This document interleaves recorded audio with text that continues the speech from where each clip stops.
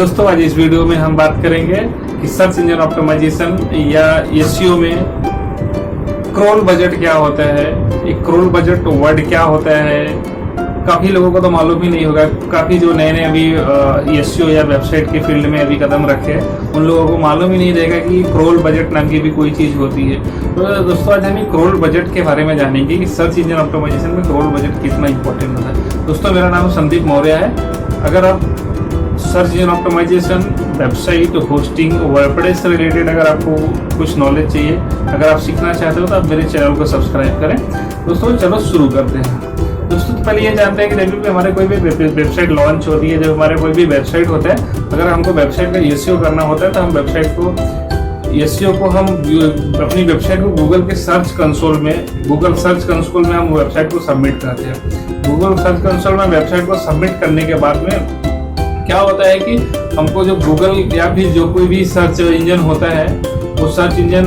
होता है, उस सर्च इंजन का क्रॉलर जो होता है ना, तो क्रॉलर हमारी वेबसाइट पे आकर के वेबसाइट को क्रॉल करता है। वो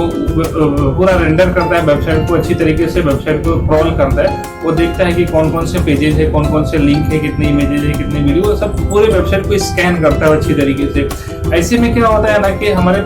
जब क्रॉलर आता है तो एक टाइम लगता है उसको वेबसाइट में आकर के एक पेजेस को क्रॉल करना, चीजों को पूरा अच्छी तरीके से उसको समझना, उसको काफी टाइम लगता है उसको चीजों को करने में। तो अभी कैसा है कि कोई भी चीज एक रिसोर्स क्रॉलर है तो क्रॉलर हमारे लिए फ्री तो बैठा नहीं है, उसको भी एक टाइम होता है ना, उसके पास भी एक टाइम होता है कि हम ये वेबसाइट में हमको इतने टाइम तक जाना है और जो भी पेजेस हैं इतने टाइम के बाद इतनी बार हमको जाना है और वहां पर ये सब चीजों को क्रॉल करना है, स्कैन करना है। तो इसके लिए क्या होता है ना कि हम ये जो सर्च इंजन के होते हैं, सर्च इंजन अपने क्रॉलर के लिए, हमारी वेबसाइट के लिए ना एक टाइम लिमिट, एक रिसोर्सेज अलॉट करते हैं। वो रिसोर्सेज या जो टाइम लिमिट होता है वो किस तरीके से उसका इवेल्युएशन करते हैं, उसको किस तरीके से कैलकुलेट करते हैं। उसमें क्या होता है, पहला तो ये होता है कि आपकी वेबसाइट कौन से सर्वर पे, सर्वर का स्पीड कैसा है। जब भी क्रॉलर वेबसाइट पे आता है तो वेबसाइट पे आने के बाद में उसको कितना टाइम लगता है। ऐसा नहीं है कि मतलब क्रॉलर एक पेज से दूसरे पेज पे आने में सर्वर रिस्पॉन्ड नहीं कर रहा है, तो क्रॉलर को जो भी टाइम मिला है वो टाइम फिर वो उतने टाइम में वो क्रॉल नहीं कर पा रहा है। तो उसमें कैसा होता है इन सब चीजों का, जैसे हमारा वेबसाइट हुआ, हमारे वेबसाइट का जो कोडिंग स्ट्रक्चर होता है, जैसे कोई ऐसा जावास्क्रिप्ट लिख दिया जो ब्लॉक हो रहा है, ब्राउजर हमारा वो जावास्क्रिप्ट को ब्लॉक कर रहा है, या फिर हो सकता है कि हमने कुछ ऐसा सीएसएस लिखा है जिससे कि वेबसाइट का स्ट्रक्चर वो सब चीजें थोड़ी डिस्टर्ब हो रही हैं, या हो सकता है कि हमारे वेबसाइट पे काफी ऐसे पेजेज हो जो कि हो सकता है उसमें हैश का लिंक दिया हुआ हो, या फिर 301 रिडायरेक्ट हो, 404 पेजेज हो, या फिर अननेसेसरी पेजेज होते हैं ना, जो कि डुप्लीकेट पेजेज होते हैं उसमें पड़े रहते हैं। तो इन सब चीजों को जो होता है ना, इन सब चीजों को इवेल्यूएट करता है कि कितना है, कि कौन कौन से पेजेज हैं, क्या है। उसके बाद में सर्च इंजन कितने पेजेज हैं, कौन सा है, कितने बैकलिंक है वेबसाइट में, वेबसाइट का रैंकिंग कैसा है, उसके बाद उसका रेपुटेशन कैसा है वेबसाइट का ना, वेबसाइट के रेपुटेशन के हिसाब से फिर वो एक ना हमको एक टाइम लिमिट बोला जाए, एक रिसोर्सेज अलॉट करता है अपने क्रॉलर को हमारी वेबसाइट के लिए, कि आपको इतने टाइम के लिए वो वेबसाइट पे जाना है, इतने टाइम के अंदर में आपको वेब पेज को क्रॉल करना है, जितने भी आपको क्रॉल कर सकते हो, अब जितना भी आप उसको स्कैन कर सकते हो स्कैन करो। उसके बाद में अगर वो टाइम लिमिट खत्म होता है तो वो वेबसाइट को छोड़ करके, वो वेब पेज को छोड़ करके आप किसी और वेबसाइट पे चले जाना। वो एक गूगल सर्च इंजन जो होता है अपने क्रॉलर को एक इंस्ट्रक्शन देके रखता है कि आपको इतने टाइम के बाद में फिर आपको दूसरी वेबसाइट पे जाना है, आपका टाइम खत्म हो गया यहाँ पे। तो उसके हिसाब से क्या होता है कि फिर वो हमको इन सब चीजों को देखना पड़ता है कि हमारे पास जो एक लिमिटेड टाइम मिला है, जो लिमिटेड रिसोर्सेज मिले हैं ना, वो लिमिटेड रिसोर्सेज को ही हम क्रॉल बजट बोलते हैं। जो लिमिटेड टाइम होता है, एक लिमिटेड बजट हमको जो अलॉट किया जाता है उसी को हम क्रॉल बजट बोलते हैं। और क्रॉल बजट में को हमको छोटा सा बजट मिलता है, जो मिलता है, रिसोर्स मिलता है, इन रिसोर्स को हम स्मार्ट तरीके से किस तरीके से हम अपने वेबसाइट के लिए यूज कर सके, ताकि जो हमारे इंपॉर्टेंट पेजेज होते हैं, जो हमारे इंपॉर्टेंट पेजेज हैं, जो हमारे लिए काफी महत्व रखते हैं पेजेज, उन पेजेज को हम पहले क्रॉलर को बताएं कि क्रॉलर भाई अब देखो हमको हमारे इंपॉर्टेंट पेजेस है, पहले इन पेजेस को क्रॉल करो, इन पेजेस को स्कैन करो। तो उसके लिए हमको क्या करना पड़ता है कि हमको अपनी वेबसाइट का जो नेविगेशन स्ट्रक्चर है वो अच्छा रखना पड़ता है। और हमारा जो robot.txt फाइल होती है, जिसके लिए हमने कल अपने एक वीडियो में बात किया था, अच्छे से पूरा एक वीडियो बनाया है robot.txt का, उसी में मैंने थोड़ा सा जिक्र किया था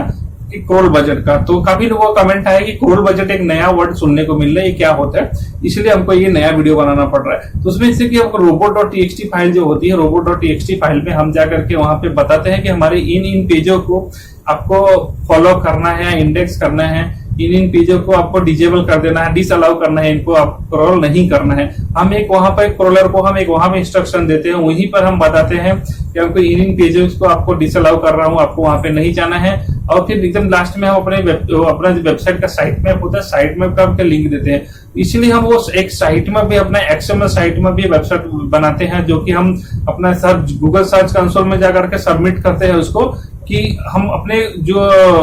क्रोलर होता है ना, क्रोलर को एक पाथ दे देते हैं, एक पाथ में रोड एक बोलते हैं ना कि रोड मैप दे देते हैं कि आपको देखो ये वेब पेज पे, हमारे मेन वेब पेजेज है, आपको यहाँ पे जाना है और यहाँ पे इन पेजों को पहले प्रायोरिटी देनी है। तो इसके लिए हम सब robot.txt जो sitemap.xml फाइल होती है, ये इनके लिए दिया जाता है। इन सब इसीलिए किया जाता है क्योंकि हमारे पास एक जो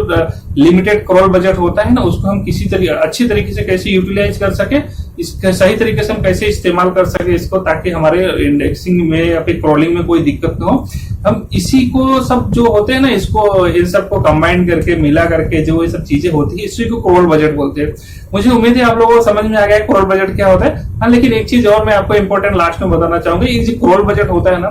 क्रोल बजट का एक सबसे बड़ा इंपॉर्टेंट बात यह है ना कि अगर कोई आपकी वेबसाइट छोटी वेबसाइट है, अगर आपकी वेबसाइट 10, 20, 50, 100 पेजेस की वेबसाइट है, तो आपको क्रोल बजट के बारे में नहीं जानेंगे तो भी चल जाएगा, क्योंकि गूगल का या फिर जो भी सर्च इंजन होते हैं उसके बोर्ड्स के जो क्रोल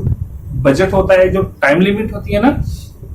वो मिनिमम इतना होता है ना कि 150 पेज की अगर वेबसाइट है उसके लिए वो एनफ होता है। अगर आपकी वेबसाइट 10,000, 50,000, 1 लाख पेजेज है, और जिसमें जैसे बड़े बड़े अमेजॉन, फ्लिपकार्ट जैसे ई कॉमर्स वेबसाइट है, या फिर कोई बहुत बड़ा न्यूज का पोर्टल है, या फिर बहुत बड़ा कोई ऐसा ब्लॉग का वेबसाइट है जिसमें हजारों या लाखों पेजेज है, उनके लिए इनके बातों का ध्यान रखना बहुत जरूरी है, क्योंकि उनके पास इतने पेजेज होते हैं कि वो गूगल या फिर जो भी सर्च बोर्ड आता है, बोर्ड को वहां पे जाकर के चीजों को रेंडर करने में उसे काफी टाइम लग जाता है। उसके लिए फिर वो इनके लिए साइट में robot.txt इन सब चीजों का काफी इंपॉर्टेंस हो जाता है। इसलिए हमको ध्यान देना, अगर हमारा वेबसाइट बहुत बड़ा है